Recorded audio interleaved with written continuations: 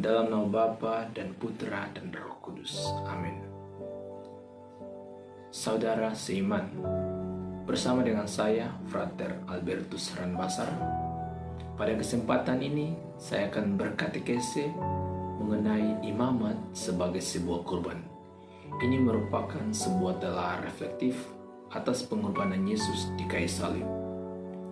Secara umum, imamat sebagai sebuah kurban merupakan suatu penyerahan diri secara total dari imam kepada masyarakat pada umumnya dan kepada umat pada khususnya. Nah, pengorbanan dan pemberian diri secara total tersebut haruslah mengambil model dari sang imam sejati, yakni Yesus Kristus sendiri.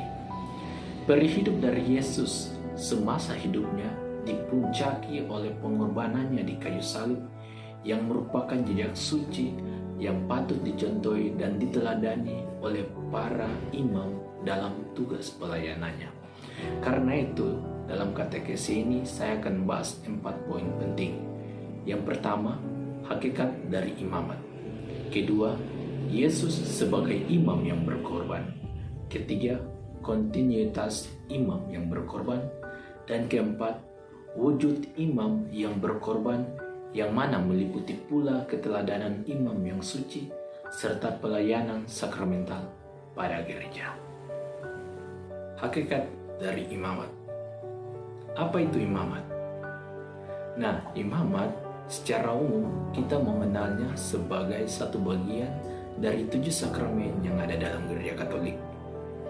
Imamat sendiri merupakan satu jabatan khusus yang diperuntukkan kepada orang-orang pilihan Allah. Orang-orang pilihan Allah tersebut dapat dikatakan sebagai imam atau pastor. Karena mereka bertindak sebagai orang pilihan Allah, maka tugas mereka pada hakikatnya adalah menghadirkan atau merepresentasikan kehadiran Kristus di tengah umat Allah dalam karya pelayanannya.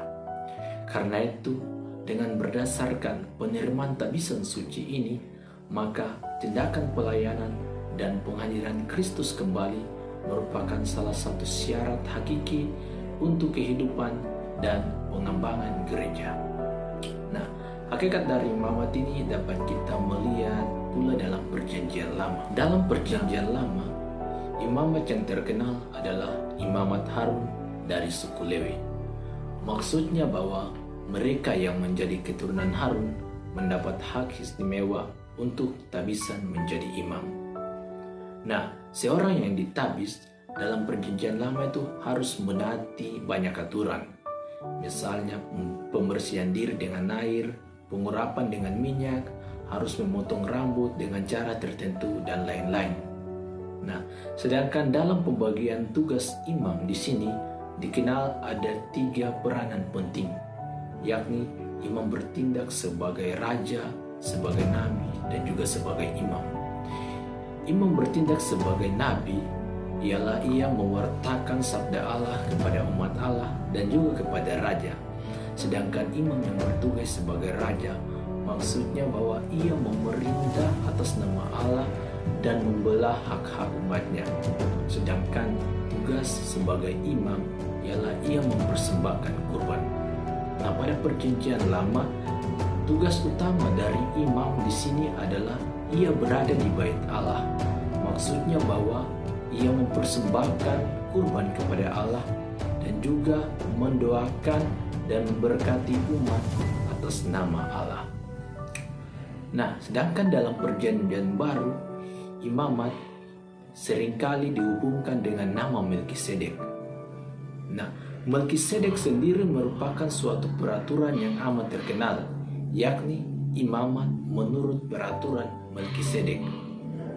Kata Melkisedek sendiri secara harafiah berarti raja kebenaran. Selanjutnya, imamat dalam Perjanjian Baru ini mendapat status yang baru, yakni dengan sebutan imam yang baru. Imam yang baru artinya bahwa ia adalah orang pilihan Allah yang berasal dari keturunan Yehuda dan bukan lagi dipilih berdasarkan garis keturunan dari Harun suku Lewi. Nah, imam yang baru melalui imamatnya seluruh sistem yang lama diubah, karena imamatnya diperkenalkan oleh Allah sendiri. Figur imam yang baru ini adalah merujuk kepada Yesus Kristus, Putra Allah sendiri. Kristus yang bertindak sebagai imam yang baru, di sini ia mempersembahkan kurban satu kali, yaitu kurban yang sempurna, di mana ia membuka jalan menuju kepada Bapa. Wujud nyata dari kurbannya ialah pengorbanan Yesus di kayu salib. Pokok yang kedua adalah Yesus sang imam yang berkorban. Artinya bahwa Yesus Kristus menjadi satu-satunya imam besar yang baru yang melampaui segala imam yang pernah ada. Yesus menjadi imam besar berdasarkan ketetapan dari Allah. Yesus ditetapkan sebagai imam besar yang melaksanakan karya keselamatan dari Allah. Artinya, ia mengorbankan dirinya sebagai persembahan yang paling sempurna satu kali untuk selamanya demi membuka jalan kepada Bapa. Dengan mengorbankan diri di kayu salib menjadi salah satu bukti bahwa ia telah menyelesaikan tugasnya sebagai peran atau pengantara kita kepada Bapa. Yesus bertindak sebagai imam yang menjembatani hubungan manusia dengan Allah yang sudah jauh terpisah.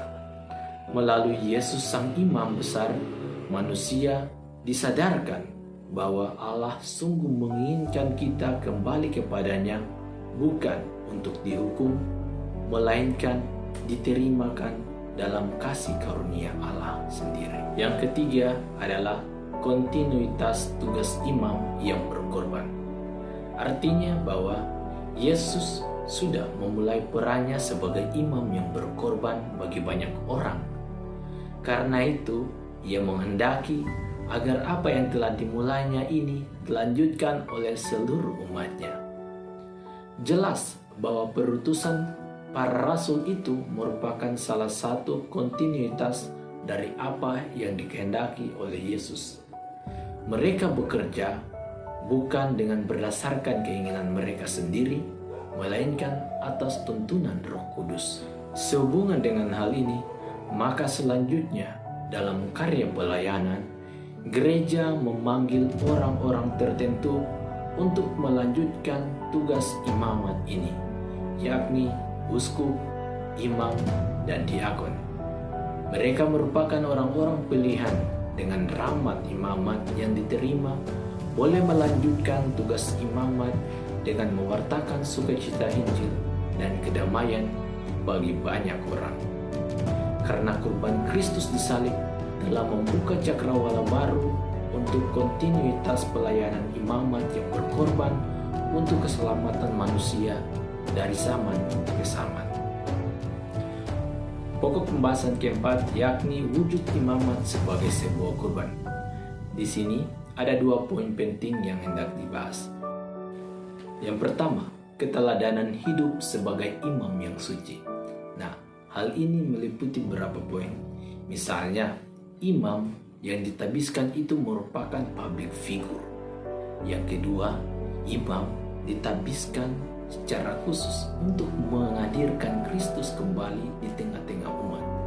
Yang ketiga, imam bertanggung jawab untuk keselamatan jiwa banyak orang. Karena itu, imam haruslah bertindak suci. Caranya adalah dengan menjalankan jabatan imamat mereka tersebut dengan jujur dan tidak lelah dalam Roh Kudus. Yang kedua, pelayanan terhadap gereja secara sakramental. Hal ini tentunya sudah jelas bahwa imam ditabiskan untuk menghadirkan Kristus lewat pelayanan-pelayanan sakramental. Nah, wujud nyata yang dapat kita lihat misalnya dalam perayaan Ekaristi sendiri. Nah, berdasarkan dengan pembahasan yang ada, maka saya menarik suatu kesimpulan bahwa menjadi imam adalah sebuah panggilan. Karena itu, Yesus memilih orang-orang yang pantas untuk menjadi imamnya. Dalam karya pelayanannya, imam dituntut untuk bertindak atas nama Tuhan dan bukan atas kehendak yang bebas.